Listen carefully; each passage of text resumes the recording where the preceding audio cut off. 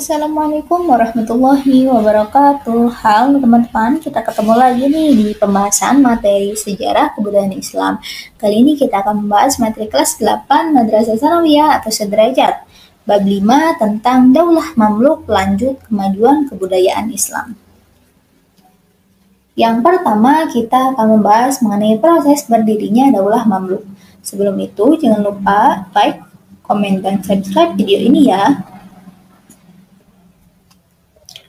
Daulah Mamluk merupakan daulah para budak yang berasal dari beragam kelompok suku non-daulah, membentuk sebuah pemerintahan menggantikan daulah Ayyubiyah yang telah berkuasa selama 79 tahun di Mesir. Para penguasa Daulah Mamluk menegaskan kekuasaan mereka atas wilayah Suriah sampai Mesir yang dikuasai oleh tentara salib. Kelahiran Daulah Mamluk. Daulah Mamluk berkuasa di Mesir pada tahun 1250 sampai 1517 Masehi. Daulah Mamluk berfaham Islam Sunni serupa dengan pendahulunya Daulah Ayyubiyah. Pondasi kekuasaan Daulah Mamluk diletakkan oleh penguasa pertamanya Sultanah Syajarah ad-Dur. Ia menerbitkan keping mata uang yang menyandang namanya dan pernah memerintahkan agar namanya disebut-sebut dalam khutbah Jumat. Daulah Mamluk terbagi menjadi dua, terdapat Mamluk Bahri dan Mamluk Burji. Keduanya akan kita bahas satu persatu setelah slide ini. Yang pertama ada Mamluk Bahri. Penguasa Mamluk Bahri pertama adalah Sultan Izzuddin Aibak yang berkuasa tahun 1250 sampai 1257 Masehi. Awalnya ia adalah panglima utama Daulah Mamluk Atabeg al-Askar. Mamluk Bahri pada awalnya adalah pengawal-pengawal yang dibeli oleh Khalifah As-Shalih Al-Ayyub dari Daulah Ayyubiyah dan menjadi sultan di kemudian hari. Yang kedua ada Mamluk Burji. Pendiri sekaligus Sultan Mamluk Burji pertama adalah Sultan Qalawun. Mamluk Burji tidak mengenal konsep kekuasaan yang diwariskan dan tidak menerapkan kebijakan nepotisme. Tahta kekuasaan menjadi milik siapa yang mampu meraihnya. Sultan Daulah Mamluk. Keseluruhan penguasa Daulah Mamluk berjumlah 47 orang, 24 berasal dari Mamluk Bahri, tidak termasuk Syajarah ad-Dur, dan 23 orang dari Mamluk Burji. Rata-rata masa pemerintahan seluruh penguasa Daulah Mamluk tidak lebih dari 6 tahun. Di sini ada silsilah kepemimpinan Daulah Mamluk. Boleh teman-teman pahami terlebih dahulu ya. Jika sudah, mari kita lanjut ke slide berikutnya.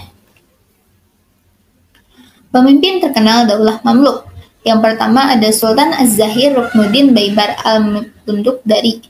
Pada awalnya ia adalah seorang budak dari Turki. Nama al-Bundukdari diperoleh dari tuan pemiliknya di Hamah sebelum dibeli oleh Sultan As-Shalih Al-Ayyub. Sultan Az-Zahir Ruknuddin Baibar al-Bundukdari menjadi Sultan Daulah Mamluk yang agung, penguasa dan pendiri sejati kekuasaan Daulah Mamluk. Keperwiraan Sultan Az-Zahir Ruknuddin Baibar al-Bundukdari berhasil mengorganisasi angkatan perangnya, membangun kembali angkatan laut, dan memperkuat benteng Suriah. Tetapi ia juga menggali sejumlah kanal, memperbaiki pelabuhan, serta menghubungkan Kairo dan Damaskus dengan layanan burung pos yang hanya membutuhkan waktu 4 hari. Daulah Mamluk juga memiliki pelayanan merpati pos.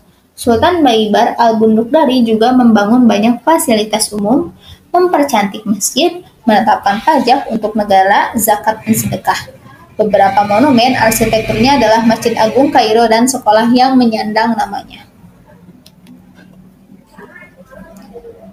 Kemajuan peradaban Islam masa Daulah Mamluk. Yang pertama di bidang ekonomi. Dalam bidang ekonomi, Daulah Mamluk membuka hubungan dagang dengan Perancis dan Italia melalui perluasan jalur perdagangan yang sudah dirintis oleh Daulah Fatimiyah di Mesir sebelumnya. Kemudian meningkatnya hasil pertanian. Seni bangunan. Banyak arsitek dibawa ke Mesir untuk membangunkan sekolah-sekolah dan masjid-masjid yang indah.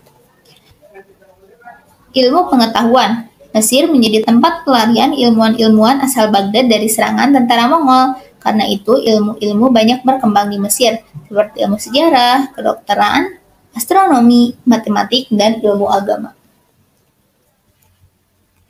Politik dan militer. Pemerintahan dinasti ini bersifat oligarki militer, kecuali dalam waktu yang singkat ketika Kolawun menerapkan pergantian sultan secara turun-temurun. Dalam bidang militer, para tentara yang dididik haruslah dengan tujuan untuk menjadi pasukan pendukung kebijaksanaan pemimpin. Sultan akan diangkat di antara pemimpin tentara yang terbaik, yang paling berprestasi dan mempunyai kemampuan untuk menghimpun kekuatan. Daulah Mamluk juga menghasilkan buku ilmu kemiliteran. Sistem pemerintahan. Bentuk pemerintahan oligarki adalah suatu bentuk pemerintahan yang menerapkan kepemimpinan berdasarkan kekuatan dan pengaruh, bukan melalui garis keturunan. Sistem pemerintahan oligarki ini merupakan kreativitas tokoh-tokoh militer Daulah Mamluk yang belum pernah berlaku sebelumnya dalam perkembangan politik di pemerintahan Islam. Runtuhnya Daulah Mamluk. Kemajuan-kemajuan Daulah Mamluk ini tercapai berkat kepribadian dan wibawa sultan yang tinggi, menciptakan militer yang kuat dan menjaga kestabilan negara yang aman dari gangguan. Akan tetapi, ketika faktor-faktor tersebut menghilang, Daulah Mamluk sedikit demi sedikit mengalami kemunduran.